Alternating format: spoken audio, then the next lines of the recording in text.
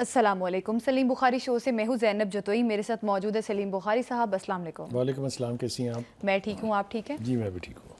नाजरीन, आज हम प्रोग्राम में सबसे पहले बात करेंगे गजा जंगबंदी मुआहिदा खतरे में है। डोनाल्ड ट्रंप की जानिब से कहा गया है कि अगर यरगमाली रिहा नहीं किए जाते तो फिर ये जो मुआहिदा है इसको ख़त्म कर दिया जाएगा और फिर सब कुछ ख़त्म हो जाएगा। डोनाल्ड ट्रंप के इस धमकी अमेज लहजे के मुतालिक हमास की जानिब से भी मौक़िफ़ कायम किया गया है कि इसराइल ने मतवातर इस मुआहिदे की खिलाफ वर्जी की है, जिसकी वजह से यरगमालियों को अभी तक रिहा नहीं किया गया। इस पर आज प्रोग्राम में हम बात करेंगे कि आगे मंजरनामा क्या बन रहा है। IMF वफ्द की चीफ जस्टिस याहिया अफरीदी से मुलाकात हुई है। मुलाकात में वफ्द को अदालती निज़ाम इस्लाहात पर आगाह किया गया है। इस मुलाकात के बारे में भी बुखारी साहब से हम तज्जिया लेंगे कि आखिर मुलाकात के पीछे क्या मोटिव्स हैं और ये मुलाकात पाकिस्तान के लिए किस कदर सूदमंद आगे जाके साबित हो सकती है। अफगानिस्तान दाइश का गढ़ है, दहशतगर्द आलमी सलामती के लिए ख़तरा है, पाकिस्तान की जानिब से ये कहा गया है। इस पर भी प्रोग्राम में बात करेंगे कि अफगानिस्तान में दाइश जो है वहाँ पर मौजूद हैं, इसके सबूत भी मिल चुके हैं। बुखारी साहब, सबसे पहले डोनाल्ड ट्रंप साहब ने जिस तरह से पहले जब से प्रेसिडेंसी में आए हैं मतवातर आप धमकियां दे रहे हैं, अब गजा जंगबंदी मुआहिदा जो कि बहुत मुश्किल से ये डील हुई थी, अब हमास की जानिब से रिजर्वेशन शो करवाई जा रही हैं कि इसराइल ने खिलाफ वर्जी की है जिसकी वजह से यरगमालियों को रिहा नहीं किया गया। अब डोनाल्ड ट्रंप की स्टेटमेंट को आप किस तरह से देख रहे हैं, जिस तरह से वो कह रहे हैं कि अगर सीज फायर ख़त्म होता है तो फिर सब कुछ ख़त्म हो जाएगा? देखिए, जब से भी उन्होंने अमेरिका के सदर का हल्फ उठाया है उसके बाद से जितने फैसले उन्होंने किए हैं, चाहे वो एग्जीक्यूटिव ऑर्डर्स की सूरत में थे या अदरवाइज उसके बाद जो उन्होंने किए हैं, उन सब से जो चीज़ छलक छलक के बाहर आ रही है वो ये कि वो अब एक किसी नए वर्ल्ड ऑर्डर के ऊपर यानी अमल पैरा हैं। इसके हवाले से मीडिया के अंदर जो खबरें चल रही हैं उसका भी थोड़ा सा जायज़ा लेना बहुत ज़रूरी है। ये अमेरिका का एक पुरस्रार किस्म का प्रोजेक्ट है 2025 जी, जिसको करार दिया जा रहा है कि ये है वो नया वर्ल्ड ऑर्डर जिसके ऊपर ट्रंप जो है वो अमल पैरा है। ट्रंप क्या कर रहे हैं? ट्रंप ने इब्तिदा यहाँ से की कि वो गजा पे कब्जा करेंगे। जी बिल्कुल। उसके साथ साथ उन्होंने कहा कि पनामा भी हमारा है जी। फिर उन्होंने कहा मैक्सिको की भी ऐसी की तैसी जी। फिर उन्होंने कहा कनाडा और ग्रीनलैंड जो है, कनाडा को चाहिए कि हमारी एक आविनवी रियासत बन जाए और ग्रीनलैंड तो हमारा है ही है। बिल्कुल। ये किसी दीवाने की बड़ें तो हो सकती हैं, लेकिन आम फहम आदमी को ये समझ में आने वाली बात नहीं है कि अमेरिका का नया सदर कैसे दुनिया को फतह करने के लिए निकलता है। लेकिन जो तफसीलात सामने आ रही हैं प्रोजेक्ट 2025 की, उससे लगता यह है कि ट्रंप बिल्कुल सही सिमत में अपने तहीं जा रहे हैं। अच्छा। कि जो कुछ वो करना चाहते हैं। गजा की ईंट से ईंट बजवाने में बाइडेन का भी बड़ा रोल है, क्योंकि बाइडेन के होते सारा तबाही शुरू हुई थी। लेकिन ट्रंप के आने के बाद तो गजा की सूरत हाल ही बिल्कुल बदल के रह गई है। ऐसे लगता है जैसे गजा कभी फ़लस्तीनियों का था ही नहीं। बिल्कुल। देखिए ना, ये ज़मीन आसमान का फ़र्क है बाइडेन एरा में और ट्रंप एरा में। ये हम क्यों कह रहे हैं? वो हमास को धमकी दे रहे हैं कि अगर आपने हफ्ते तक यरगमालियों को ना छोड़ा तो तबाही आएगी। ये लफाजी जो है ये किसी इलेक्टेड प्रेसिडेंट की ना पहले रही है और ना मुझे लगता है कभी बाद में रहेगी।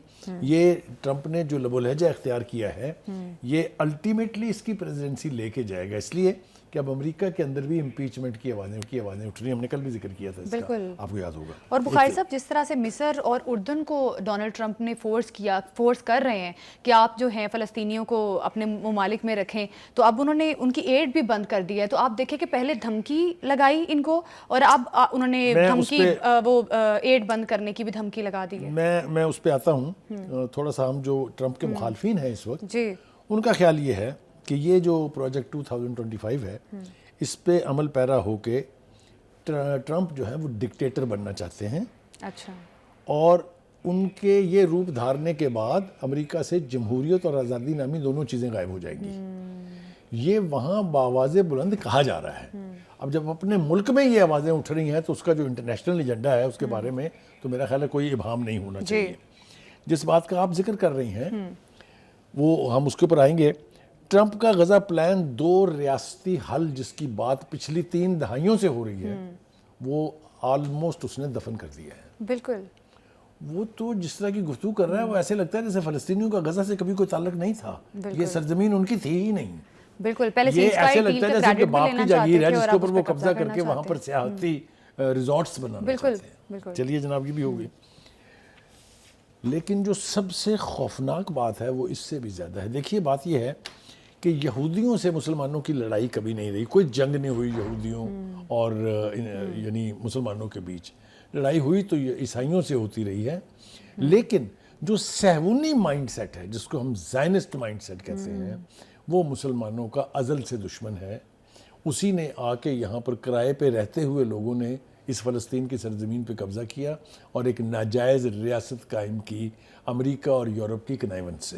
یہ ہسٹری ہمارے سامنے ہے, اس کے بعد کے لیے دور تک جانے کی ضرورت نہیں ہے. اب حماس جو ہے اس نے بھی پلٹ کے اسی طرح کا جواب دیا ہے کہ مسٹر ٹرمپ سوری اگر اسرائیل اس معاہدے کی پابندی نہیں کرے گا تو there will be no more release of the prisoners. ٹھیک ہے جی. درست ہے. دوسری بات یہ ہے کہ ٹرمپ جیسا کہ آپ نے کہا وہ مصر اور اردن کو دھمکی لگا رہے ہیں کہ آپ ان فلسطینیوں کو پناہ دیں ورنہ سٹیٹ میں تو آپ کی امداد ہم بند کر دیں گے. اور دوسرا یہ کہ وہاں پر رجیم چینجز کی عادت ہے امریکہ کو. ہم نے کل بھی حوالہ دیا تھا, اس سے پہلے بھی ہم ذکر کرتے رہے ہیں, مرسی کی حکومت کو جس طرح سے ٹاپل کر کے ایک فوجی ڈکٹیٹر کو وہاں بٹھا دیا گیا ہے. یہ حال جارڈن کا بھی ہے. جارڈن کے حکمرانوں کو پتہ ہے کہ ان کا اقتدار جو ہے وہ امریکہ کی مرضی سے منسلک ہے. جس دن امریکہ چاہے گا وہ گھر بھیج دیے جائیں گے. لہٰذا ٹرمپ نے ان کو دھمکی دی ہے کہ if you want to stay in power, if you want to enjoy the rule تو آپ کو انہیں لینا پڑے گا. یہ بہت بڑی دھمکی ہے. جی. اس کے اوپر ابھی تک اردن اور ایجپٹ دونوں نے انکار کر دیا ہے, اور سعودی رویہ جو ہے وہ بھی امریکہ کے حوالے سے اب تبدیل ہوتا جا رہا ہے. بخاری صاحب اب جس طرح سے انہوں نے دھمکی لگائی ہے ڈونلڈ ٹرمپ نے کہ ہم ایڈ بند کر دیں گے, تو اب ظاہر ہے ہر ملک کے کوئی نہ کوئی سفارتی تعلقات تو ہوتے ہیں. اب اگر ایڈ امریکہ دے رہا ہے اردن کو, شام کو, تو اگر نہیں آئے گی تو ان کے لیے تو پھر بڑا مسئلہ ہے. ان کے پاس تو فلسطینیوں کو ایکسیپٹ کرنے کے علاوہ پھر کوئی اور آپشن نہیں بچتا. دیکھیے پہلی بات تو یہ ہے کہ اگر آپ کی رجیمز اتنی ولنریبل ہیں کہ آپ سے کچھ بھی کروایا جا سکتا ہے تو آپ آج بھی گئے کل بھی گئے.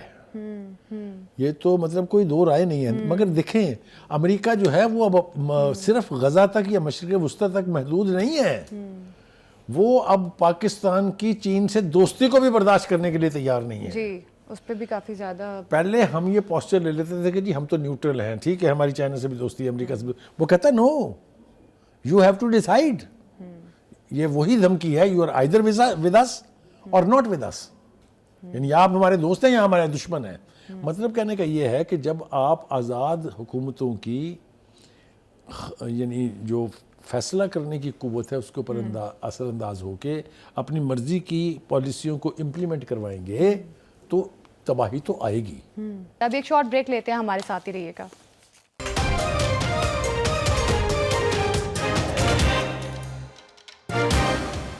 بخاری صاحب آپ کے خیال میں امریکہ کو انکار کرنا اتنا آسان ہے جس طرح سے IMF یا ورلڈ بینک ان پر ہم انحصار کرتے ہیں اور بھی بہت سارے ممالک ان پہ ڈیپینڈنٹ ہیں, تو کیا لگتا ہے امریکہ کو کوئی بھی کنٹری آسانی سے انکار کر سکتی ہے؟ دیکھیے اگر آپ مجھ سے ماڈل پوچھ رہی ہیں تو میں آپ کو مثال دوں گا ایران کی.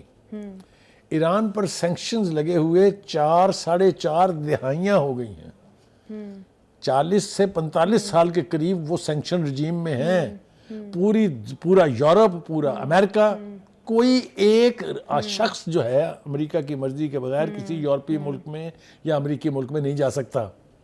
اس کے باوجود انہوں نے جینا سیکھا ہے کیونکہ انہوں نے اپنی ریلائنس امریکہ اور یورپ پر نہیں. صاحب ایران کے پاس تو آئل ہے نا, ایران کے پاس تو وسائل موجود ہیں. ایران تو ان پہ اتنا ڈیپینڈنٹ نہیں ہے. جارڈن, ایجپٹ, پاکستان تو پھر بھی ڈیپینڈ کرتا ہے امریکہ پہ. دیکھیے اگر آپ کے پاس آئل ہے اور کوئی اس کا خریدار نہیں ہے دنیا میں تو کیا کریں گے, پیئیں گے تیل.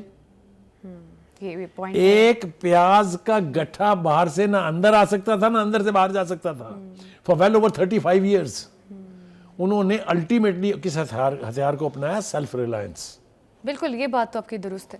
جو ملک جینا سیکھ لے گا سیلف ریلائنس پر, اس کو دنیا کی کوئی طاقت نہ ڈیفیٹ کر سکتی ہے نہ اس کو ڈکٹیٹ کر سکتی ہے. بخاری صاحب جب ریسورسز نہیں ہوں گی آپ کے پاس تو سیلف ریلائنس پہ کیسے جی سکتا ہے؟ جب آپ کے پاس ایکسپورٹس نہیں ہے آپ کے پاس تو پھر کس طرح سے پاسبل ہے یہ؟ دیکھیے میں آپ کو بتاتا ہوں, کیپیسٹی کی بات ہے, جرت کی بات ہے. اب ایک سعودی رکن شورا ہیں, ان کا نام ہے یوسف بن تراد السادون. اس نے کہا آپ اگر امن کے علمبردار بننا چاہتے ہیں, آپ بڑے ماما بن رہے ہیں دنیا کے, تو ان اسرائیلیوں کو یہاں سے لے جائیں اور گرین لینڈ میں آباد کر لیں. ہاں جی, آپ نے سنا نا کیا کہا اس نے, یا آپ ان کو دوسری ایک جگہ کا بھی نام انہوں نے دیا ہے, تو الاسکا میں لے جائیں, بڑی جگہ ہے وہاں پر, بڑی کھلی زمین پڑی ہوئی ہے, تو ان کو یہاں سے وہاں لے جائیں نا. اب یہ بڑا ٹھوک بجا کے جواب ہے, یہ سادہ جواب نہیں ہے. اور یہ جو رکن ہے شورا کے is not a common man, he is an important person. Mohammed bin Salman اس سے پہلے کہہ چکے ہیں کہ اگر 2 ریاستیں قائم نہیں ہوں گی تو نہ اسرائیل تسلیم ہوگا اور نہ ہی یہاں کبھی خیر کی خبر آپ کو آئے گی. بالکل. حماس, میں نے آپ کو پہلے بتا دیا کہ حماس پہلے ہی کہہ چکی ہے کہ اگر اسرائیل اپنی من مرضی کرے گا تو ہم اس کے مزید بخاری صاحب, حماس نے بڑا سخت موقف لیا ہے کہ اب ٹھیک ہے یرغمالی ہم رہا نہیں کریں گے. غزہ جنگ بندی ڈیل آپ کو پتہ ہے کتنے مشکل سے اور کتنی کوششوں کے بعد یہ ڈیل جو ہے فائنل ہوئی ہے. ہم نے دیکھا جو بائیڈن کے دور میں یہ ڈیل چل رہی تھی, لیکن اس کو عملی جامہ ٹرمپ کے دور میں پہنایا گیا. تو بخاری صاحب, آپ کو کیا لگ رہا ہے اب یہ ڈیل آگے بڑھتی ہوئی نظر آ رہی ہے, کیونکہ ٹرمپ بھی اپنی دھمکی آمیز لہجے میں بہت ساری چیزیں بول رہے ہیں, تو کیا فیوچر دیکھ رہے ہیں آپ اس ڈیل کا؟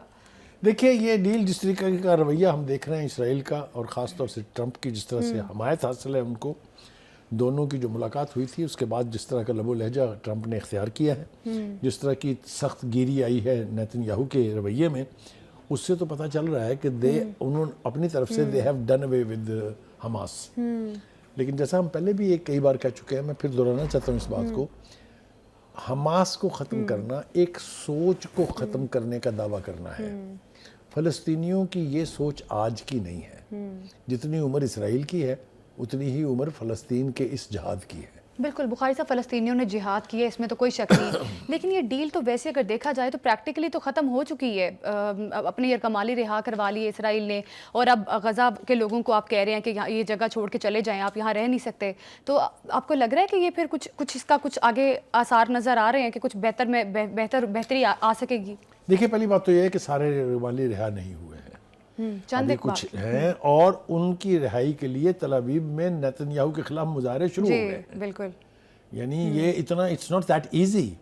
اور دوسری بات یہ ہے کہ میں آپ کو پھر یاد دہانی کراؤں, 1960 70s میں چلے چلتے ہیں, 70s میں خاص طور سے جب لالا خالد جیسے لوگوں نے امریکن پین امریکن ایئر لائنرز جو ہیں وہ اغوا کیے تھے اور ڈکٹیٹ کرائی تھی ٹرمز, مجھے اچھی طرح سے یاد ہے. اگر یہ لڑائی غزہ سے نکل کے دنیا بھر میں پھیلی تو جیسا میں نے کہا, یہ فلسطینی بھی چینیوں کی طرح سے دنیا کے ہر کونے میں آپ کو مل جائیں گے. اور ظلم کی جو داستانیں رقم کی ہیں امریکہ اور اسرائیل نے وہاں, اس کا انتقام قدرت بھی لے گی اور فلسطینی بھی لے گی. بخاری صاحب, اسرائیل کا جو مشن تھا غزہ پر قبضہ کرنے کا, اور غزہ میں جس طرح سے 15-16 مہینے جو ایک جنگ جاری رہی اور لوگوں نے اتنی قربانیاں دی, اور اس کے بعد اب امریکہ پھر سپورٹ کر رہا ہے اسرائیل کو, اور جس طرح سے ان کے لینڈ پہ بھی قبضہ کرنے کی کوشش کی جا رہی ہے, تو پھر اسرائیل کے لیے تو ون ون سچویشن ہے. دیکھیے, ایسا نہیں ہے میرے خیال سے. یہ اسیوم کر لینا کہ ٹرمپ اور نیتن یاہو جو چاہیں گے وہ غزہ میں کریں گے, it is not that easy. یہ اتنا آسان حلوہ نہیں ہے جس کو کھا کے آپ ہڑپ کر جائیں گے.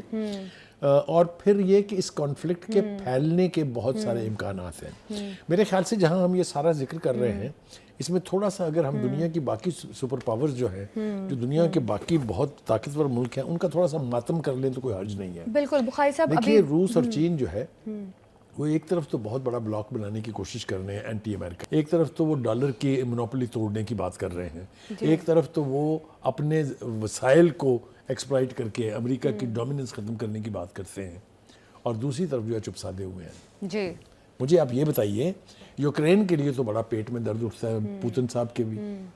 آپ دیکھیے کہ چائنا کی جو سینسٹیوٹیز ہیں, خاص طور سے Taiwan, because they believe in one China, اس کے لیے بھی بہت ان کو تکلیف ہوتی ہے. لیکن فلسطینیوں کا اور مسلمانوں کا خون جہاں جہاں بھی بہہ رہا ہے, چاہے وہ کشمیر ہے, چاہے وہ بھارت ہے, چاہے وہ غزہ ہے, اس کے اوپر کسی کے کان پہ جوں نہیں رنگ رہی. مجھے اس کے اوپر بہت اعتراض ہے. بالکل, اسی لیے تو اسرائیل وائلیشن کی ہے اس ڈیل کی, اور امریکہ نے ساتھ دیا ہے. بخاری صاحب, اب جس طرح سے ڈونلڈ ٹرمپ نے ہفتے تک کا ٹائم دیا ہے کہ ہفتے تک اگر یرغمالی رہا نہیں ہوتے تو پھر آگے سنگین نوعیت کے نتائج نکلیں گے, تو کیا لگ رہا ہے پھر دوبارہ سے جنگ چھڑ جائے گی؟ دیکھیے, ابھی تک تو ٹرمپ جو ہے بیک اینڈ فورتھ جا رہے ہیں. آپ کو یاد ہے ایک دفعہ پہلے دھمکی دی, واپس گئے, پہلے کہا تھا فوج بھیجوں گا اپنی, قبضہ کر لیں گے اس کے اوپر, پھر قبضے کے بیان سے واپس گئے, پھر کہا کہ جی اسرائیلی فوجی جو ہے لیکن غزہ پر قبضے کے بیانی پہ تو قائم ہے. دیکھیے میں نے کہا نا کہ وہ خواہشات کے اوپر تو کوئی پابندی نہیں ہے, خواہشات تو آپ جتنی مرضی کر لیں, آر دے ورتھ گیٹنگ اور ناٹ, یہ میرے خیال سے وقت طے کرے گا. اس وقت یہ اسیوم کر لینا کہ آپ دیکھیں نا اس وقت غزہ میں کیا ہو رہا ہے, غزہ میں لوگ اپنے کپڑوں کو ادھیڑ کے اوپر چھت بنا کے اس کے نیچے رہ رہے ہیں. ایک آواز آپ کو وہاں حماس کے خلاف نہیں ملے گی, ایک آواز. بالکل بخاری صاحب, غزہ کے لوگوں کا اسپرٹ تو بالکل اس کی تو جتنی تعریف کی جائے کم ہے, لیکن ڈونلڈ ٹرمپ صاحب جو دھمکیاں لگاتے رہے اب تو عملی طور پہ کر کے دکھا رہے ہیں کہ وہ جو کچھ کرنا چاہتے, جو ان کی ایک پلاننگ تھی, اور میرا خیال ہے پریزیڈنٹ بننے سے پہلے ہی وہ تمام تر ارادہ یا پلان بنا چکے تھے کہ وہ غزہ پر قبضہ کریں گے, اور تمام تر چیزیں وہ نیتن یاہو کے ساتھ طے کر چکے تھے. دیکھیے وہ یہ مجھے یاد ہے اچھی طرح جس میٹنگ کا آپ ذکر کر رہے ہیں, ملاقاتیں کرتے رہے جو حلف اٹھانے سے پہلے کی ان کی ملاقات تھی, اس میں سب کچھ ہوا تھا. لیکن میں پھر آپ سے کہہ رہا ہوں اٹس ناٹ دیٹ ایزی. اور شاید جو بائیڈن کے دور میں جب ڈیل چل رہی تھی اس کو ڈیلے بھی شاید ایک منصوبے کے تحت کیا گیا کہ ڈونلڈ ٹرمپ جب پریزیڈنٹ اگر بن جاتے ہیں تو پھر اس طرح سے ایک پلان آؤٹ ان دونوں نے آپس میں جو ڈیل کی ہوگی, تو یقینی طور پہ خفیہ ڈیل تو کی ہے انہوں نے. دیکھیے ہم نے سعودی عرب کا تو ذکر کر دیا کہ اس نے صورتحال کے اوپر کس طرح کا رد عمل دیا ہے. کچھ اور ممالک بھی ہیں, پاکستان کے چیف پرائم منسٹر نے پارلیمنٹ کے اندر بھی اپنی کیبنٹ میٹنگ میں بھی بہت کھل کے فلسطین کی کاز کی حمایت کی ہے, اور کوئی ڈھکے چھپے لفظوں میں نہیں, وہ منافقت پر بیسڈ نہیں ہے. وہ ہم نے کہا ہے یہ کہ ہم دو ریاستی حل کے علاوہ کوئی حل تسلیم نہیں کریں گے, اور پریکٹیکلی ان کے لیے ٹینٹس, ان کے لیے دوائیاں, ان کی ترسیل جو ہے اس کا سلسلہ جاری ہو گیا ہے. ہم نے پہلے بھی ایک پروگرام میں بتایا تھا کہ جو فلسطینی میڈیکل کے اسٹوڈنٹس تھے ان کو یہاں بلا کے میڈیکل کالجز میں داخلہ دیا گیا ہے. ہم نے تو یہ آفر بھی کی تھی کہ جو لوگ رہا کیے جا رہے ہیں اسرائیل کی طرف سے, ان کو بھی ہم اپنے یہاں لانے کے لیے تیار ہیں. پاکستان کے وزیر اعظم جتنی مدد کر سکتے ہیں کر رہے ہیں اپنے اینڈ سے, اور میرا خیال ہے اس کی تعریف کرنی چاہیے, اور دو ریاستی حل ہی اس وقت ایک واحد حل ہے. ابھی ایک شارٹ بریک لیتے ہیں, ہمارے ساتھ ہی رہیے گا.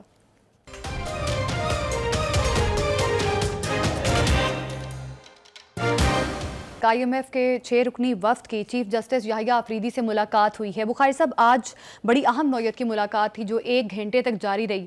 اس ملاقات کے بارے میں آپ کیا کہیں گے؟ چیف جسٹس یحییٰ آفریدی نے آئی ایم ایف کے وفد کو عدالتی نظام, اصلاحات بارے بھی آگاہ کی ہے, کیا اپڈیٹس ہیں؟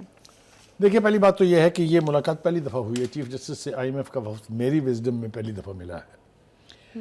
اوبجیکٹو ٹھیک ہے, ان کا مین پرپز یہ ہے کہ جو فورن انویسٹرز یہاں آئیں گے ان کی سرمایہ کاری کو تحفظ کے لیے آپ کے پاس کیا ہے. جی ٹھیک ہے. اور دوسرا یہ کہ obviously ان کی یہ خواہش ہوگی کہ ان کو پتہ چلے کہ ہمارے ہاں عدلیہ کے سسٹم میں فلاز کیا ہے. سب سے امپورٹنٹ بات یہ ہے کہ چیف جسٹس نے وفد کو یہ کہا ہے کہ ہم پر یہ لازم نہیں ہے کہ ہم آپ کو مکمل معلومات فراہم کریں, کیونکہ وفد کو اس قسم کی گفتگو تو حکومت کے ساتھ کرنی چاہیے نا. لیکن بالکل ٹھیک ہے, حکومت کے ساتھ یہ گفتگو کرنی چاہیے. یہ 30واں وفد تھا آئی ایم ایف کا جو پاکستان آیا ہے. اس سے پہلے کیا کبھی ایسا ہوا ہے کہ چیف جسٹس سے ملاقات کی ہو آئی ایم ایف کے وفد نے, یا ایسا پہلی دفعہ ہوا ہے, اور اس کے پیچھے کیا وجہ ہو سکتی ہے؟ میں نے تو آپ کو ابتدا میں ہی بتایا ہے. دیکھیے I M F is an international organisation. بالکل جو فورن انویسٹمنٹ آئے گی اس کا بہت تعلق ہے آئی ایم ایف سے, اس لیے کہ آئی ایم ایف نے جو قرضے دیے ہوئے ہیں وہ کسی نہ کسی طرح سے تو واپس ہونے ہیں نا, اور یہ سارا جو پیرافینیلیا ہے یہ ایک دوسری چیز سے جڑا ہوا ہے. تو بنیادی پرپز ان کا یہی تھا کہ جو فورن انویسٹر آئیں گے ان کی انویسٹمنٹ کو پروٹیکشن کے لیے عدلیہ کے پاس کیا سسٹم, کیا آپشنز ہیں, ٹھیک سسٹم کیا, ہاؤ ول یو انشور کہ وہ ان کا ایک بات. دوسری بات یہ ہے کہ انہوں نے کہا کہ جہاں تک ریفارمز کا تعلق ہے وہ اپوزیشن کو بھی ہم نے کہا ہے کہ وہ بھی ہمارے پاس لے کے آئیں جو تجاویز ہیں. ہم نے حکومت سے بھی کہا ہے, اور کیونکہ ریفارمز کے ایجنڈے کے اوپر کسی کو اختلاف نہیں ہے. جی عدلیہ کے سسٹم میں ریفارمز کی بات آج کی نہیں ہو رہی ہے, بہت پرانی ہو رہی ہے, اور ریفارمز آنی چاہیے. 26ویں آئینی ترمیم اسی سلسلے کی ایک کڑی تھی کہ جوڈیشری جو ہے اس میں پینڈنسی آف کیسز, سب سے زیادہ کروول میٹر جو تھا وہ یہ کہ 54 لاکھ کیسز پینڈنگ پڑے ہوئے ہیں مختلف عدالتوں کے اندر پاکستان کی. Is that a good thing? تو کیوں ججز نئے نہ مقرر کیے جائیں, کیوں تعداد نہ بڑھائی جائے ان کی؟ یہ وہ لاجک ہے جو بہت جس کے اوپر ڈیبیٹ ہو چکی ہے اس وقت, اس کے لیے جو ہے وہ ضروری نہیں ہے. دوسری بات یہ ہے کہ اس کے بعد جو اور اہم ڈیولپمنٹس ہیں. بخاری صاحب ایک چھوٹا سا سوال ہے, سوری میں آپ کو انٹرپٹ کر رہی ہوں. بخاری صاحب جس طرح سے یہ وفد ابھی پاکستان میں موجود ہے, یحییٰ آفریدی صاحب نے یقینی طور پہ ان کو کنونس بھی کیا ہوگا, لیکن جو پاکستان میں اندر منظرنامہ بنا ہوا ہے آپ کے سامنے ہے, عدالت ہے, ججز کی اپوائنٹمنٹ اور اس معاملے جتنے بھی ایک ڈیوائڈ سا آگے ہے. اور بخاری صاحب کیا لگتا ہے کہ جو اصلاحات ہیں اس بارے میں, یا جو ہمارا عدالتی سسٹم ہے اس بارے میں پاکستان نے آئی ایم ایف کو کنونس کر لیا ہوگا, خاص طور پہ یحییٰ آفریدی صاحب جن سے ملاقات بھی ہوئی, اور کیا لگتا ہے جو فائدہ پاکستان اٹھا سکتا ہے آئی ایم ایف سے؟ دیکھیے میں آپ سے عرض کروں, وہ یہاں پر ہماری عدلیہ کے سسٹم کو ریفارم کرنے نہیں آئے, بالکل میک شور کرنے آئے کہ یہاں پہ جسٹس مطلب سسٹم جو ہے یہ تاثر اگر دیا جا رہا ہے یا لیا جا رہا ہے کہ وہ یہاں آ کے پاکستان کا عدالتی نظام ٹھیک کریں گے, یہ میرے خیال سے بہت بڑا مس نومر ہے. ان کی کچھ کوئریز ہیں اور میں نے یہ بھی بتا دیا آپ سے کہ کس حوالے سے ہیں, ان کا جواب ان کو دیا گیا ہوگا. اینڈ obviously جب انٹرنیشنل لیول کا وفد آتا ہے اور چیف جسٹس جیسے اہم عہدے کے شخص سے ملتا ہے تو بہت ساری باتیں ہوئی ہوں گی, ہمارے پاس اس کی پوری کی تفصیل نہیں ہے موجود, لیکن ابھی تک ہم نے اس وفد کی طرف سے کوئی ایسی بات نہیں سنی ہے یا کوئی ایسی بات باہر نہیں آئی ہے جس سے وہ ناخوش ہوں یا کنونس نہ ہوئے ہوں. تو میرے خیال سے اس ملاقات میں جو سوال لے کے وہ آئے تھے ان کے جواب ان کو مل گئے ہیں. And the delegation is satisfied to the extent that we haven't heard one word negative about that meeting. ٹھیک ہو گیا جی, اب آگے بڑھیں میرے خیال سے, کیونکہ آئی ایم ایف سے تو چھٹکارا مل جانا چاہیے. بانی پی ٹی آئی نے بھی ایک لیٹر لکھا ہے جی, ایک عدد خط جو ہے وہ انہوں نے عدلیہ کو بھی, آج کل نا میں نے کل بھی کہا تھا اپنے پروگرام میں کہ خطوط غالب کا سلسلہ جاری ہے, کب تک جاری رہے گا یہ ہم کچھ نہیں کہہ سکتے. 2 خط پہلے بھی لکھے تھے انہوں نے آرمی چیف کو بھی, اس سے پہلے بھی ایک چیف جسٹس کو خط لکھا گیا تھا. ابھی کل علیمہ خان نے کہا کہ ایک خط اور لکھا جا رہا ہے اور ایک خط یہ آ گیا ہے, تو خطوط کا سلسلہ جو ہے وہ جاری ہے. اس خط کے حوالے سے چیف جسٹس کا کہنا یہ تھا کہ اس کے اندر کچھ سیریس نوعیت کے نکات جو ہے وہ اٹھائے گئے تھے اور اس کا جائزہ لینے کے لیے نارمل کورٹس اہل نہیں ہیں. یہ معاملہ دیکھیں گی جو آئینی بینچز ہیں, اور اسی لیے انہوں نے وہ خط جو ہے وہ 3 رکنی کمیٹی کو بھیج دیا ہے جو آئینی بینچز کے حوالے سے ہے, کہ وہ اس کے اندر دیکھیں کس حد تک اس کو, یعنی اس پر ڈیبیٹ ہو سکتی ہے, کس حد تک اس کو اس کے اوپر پروسیڈنگز چلائی جا سکتی ہیں. ٹھیک ہو گیا جی. لیکن ایک بات اور بھی کہی ہے انہوں نے, ان کا یہ بڑی عجیب بات ہے کہ وہ خط لکھتے ہیں, وہ مجھ تک بعد میں پہنچتا ہے, میڈیا کے پاس پہلے پہنچ جاتا ہے. اور یہ میں ایک مرتبہ سے زیادہ مرتبہ کہہ چکا ہوں کہ یہ اسٹریٹجی اور حکمت عملی ہے پی ٹی آئی کی, کہ آپ ہر وہ نیگیٹو کام کریں, ہر وہ الٹ کام کریں جس سے میڈیا کی سکرینز کے اوپر پی ٹی آئی چھائی رہے.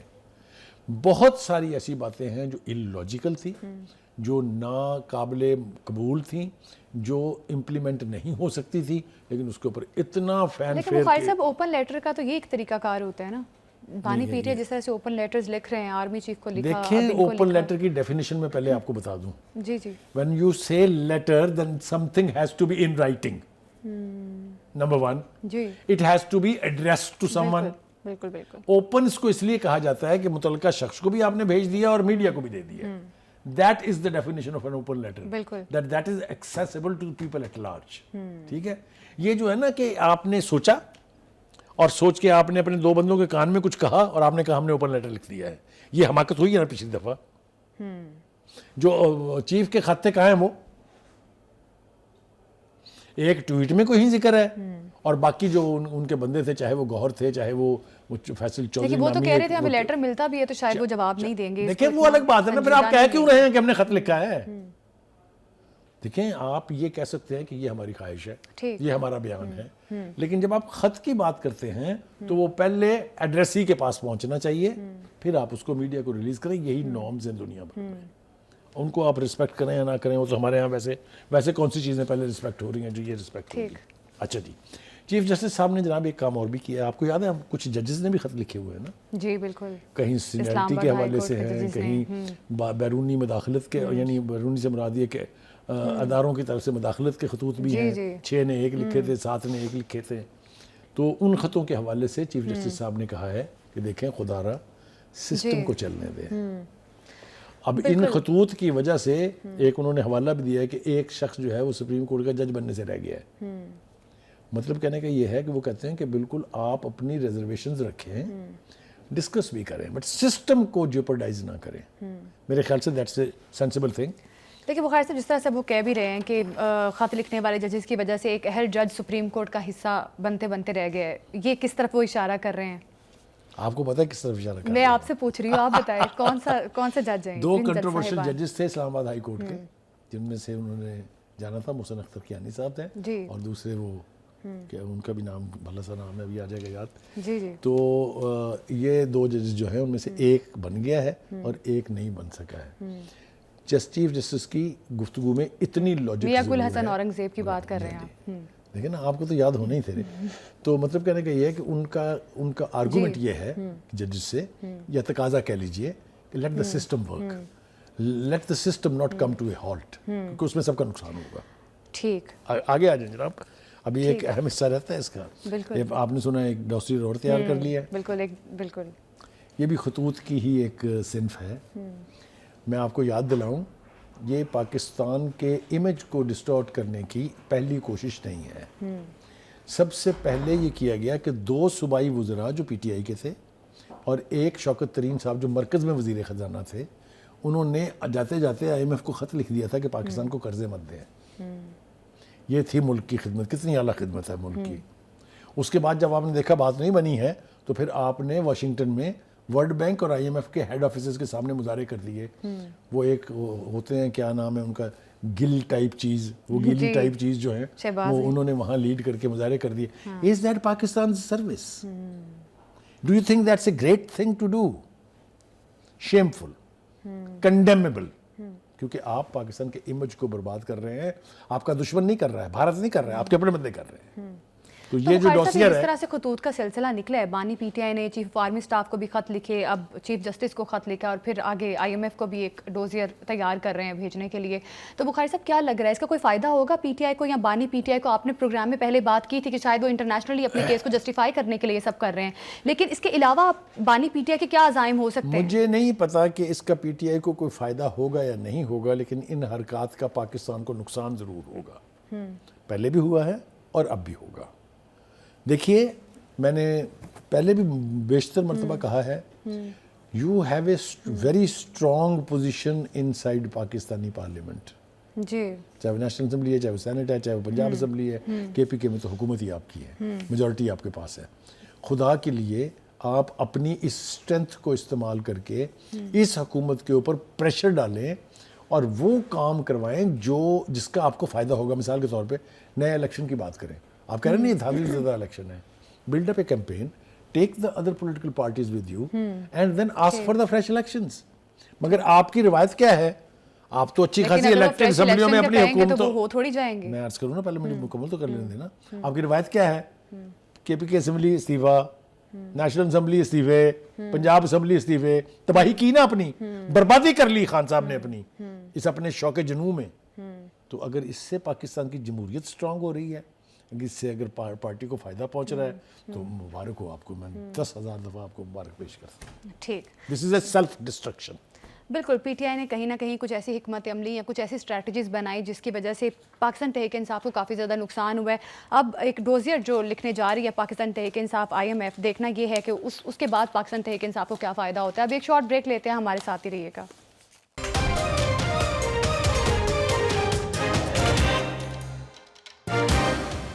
پاکستان نے افغانستان کو داعش کا گڑھ قرار دے دیا ہے اور یہ بھی کہا ہے کہ عالمی سلامتی کے لیے سب سے بڑا خطرہ ہے۔ بخاری صاحب، آپ پہ جانے سے پہلے پاکستان کے مستقل مندوب منیر اکرم صاحب نے کچھ کہا ہے، اسے پروگرام میں شامل کرتے ہیں۔ جی بخاری صاحب، پاکستان کے موقف کے بارے میں کیا کہیں گے؟ دیکھیے، یہ منیر اکرم صاحب جو ہیں یہ بہت ہی مجے ہوئے سفارتکار ہیں۔ جی، انہوں نے ہمیشہ پاکستان کا مقدمہ جو ہے بہت کمال خوبی سے لڑا ہے۔ اب وہ کیا کہہ رہے ہیں؟ وہ یہ کہہ رہے ہیں کہ القاعدہ ختم کرنے میں ہم نے آپ کی مدد کی، جی، کیا کیا قربانیاں نہیں دی، 3 آپریشن لانچ کیے گئے اس فتنے کو ختم کرنے کے لیے۔ وہ کہتے ہیں جو تو آپ کو سوٹ کرتا ہے وہ تو سب ٹھیک ہے، لیکن جس سے ہمیں نقصان پہنچ رہا ہے اس کی آپ کے پیٹ میں کوئی درد نہیں ہے۔ بالکل ٹھیک ہے۔ یہ انہوں نے نام لے کے بتایا کہ یہ القاعدہ، مجید بریگیڈ، ٹی ٹی پی، یہ ساری باقیات ہیں اور اب بھی عالمی سلامتی کے لیے خطرہ ہیں۔ ہماری ہمیں چھوڑ دیں، یہ پوری دنیا میں یعنی خطرے کی علامت ہے، be that Middle East, be that Africa. انہوں نے باقاعدہ نام لے لے کے وہ علاقے جو ہیں وہ بنوائے ہیں۔ وہ یہ کہہ رہے ہیں کہ خدا کے واسطے اس افغانستان کے اندر جو کچھ ہو رہا ہے اس کا نوٹس لیا جائے، وہاں کی حکومت کو پرسویڈ کر کے کنونس کیا جائے کہ یہ جو فتنے آپ کی ناک کے نیچے پل رہے ہیں اس سے نہ پاکستان کو کوئی یعنی نہ پاکستان کی سلامتی جو ہے اس کو خطرے تو ہیں، خطرات تو ہیں ہی، تو پاکستان کے لیے بہت ضروری ہے یہ کہ ان کا کلا کما کیا جائے، مگر وہ یہ ساتھ ساتھ باور کروانا چاہ رہے ہیں تمام دنیا کو کہ اس سے صرف ہمیں خطرہ نہیں ہے، آپ کو بھی خطرات ہیں۔ تو میں سمجھتا ہوں کہ انہوں نے پاکستان کا مقدمہ جو ہے بہت ٹھیک طریقے سے لڑا ہے، اور اس کے ساتھ ساتھ انہوں نے کہا کہ کشمیر اور فلسطین جیسے تنازعات کی وجہ سے بھی انتہا پسندی کو بڑھاوا مل رہا ہے۔ جب آپ کسی نیشن کی مرضی کے خلاف اس کے اوپر امپوز کریں گے، جس طرح غزہ کے فلسطینیوں پر ہو رہا ہے، تو دہشت گردی بڑھے گی۔ یہ بہت صحیح سمت میں اشارہ ہے کہ اپنی پالیسیوں پر نظر ثانی کریں اور ایسے اقدامات نہ کریں جس سے دہشت گردی میں اضافہ ہو۔ کشمیر میں جو کچھ بھارت کر رہا ہے وہ کس سے ڈھکا چھپا ہے؟ کیا اس کے بعد ان کے پاس کیا چارہ ہے؟ آپ دیکھیں وہاں سے کوئی غیر ملکی کو لے کے وہ آتے ہیں تو وہاں صورتحال ایسے ہوتی ہے جیسے کرفیو لگا ہوا ہے، کسی کو گھر سے باہر نکلنے نہیں دیتے ہیں آپ۔ تو کہنے کا مطلب یہ ہے کہ اگر ان عناصر کا خاتمہ نہیں کیا جائے گا تو اس خطے میں اور دنیا بھر میں امن کا خواب جو ہے وہ صرف خواب ہی بن کے رہے گا۔ اچھا بخاری صاحب، اقوام متحدہ کی جنرل اسمبلی میں اب ایک نئی ذیلی تنظیم کے قیام کی تجویز بھی پیش کی گئی ہے۔ دیکھیے میں نے کہا نا آپ سے کہ سفارتکاری میں وہ بہت آگے ہیں، پاکستان کو اس وقت بھی سیکورٹی کونسل میں ہماری نمائندگی موجود ہے، اور بہت ساری جگہ بہت سارے فورمز ایسے ہیں جس کے اوپر ہم موجود ہیں، اور یہ ایک کامیاب سفارتکاری کا ہی نتیجہ ہو سکتا ہے۔ میرے خیال سے جن سمتوں میں انہوں نے اشارہ کیا ہے اس سمت میں کام کرنے کی ضرورت ہے، ادروائز عالمی امن بھی اور پاکستان کی سلامتی بھی بالکل عالمی امن کے لیے ان تمام سمت میں کام کرنا نہایت ضروری ہے۔ ابھی پروگرام سے ہمیں دیجیے اجازت، کل پھر ملاقات ہوگی۔ اللہ حافظ۔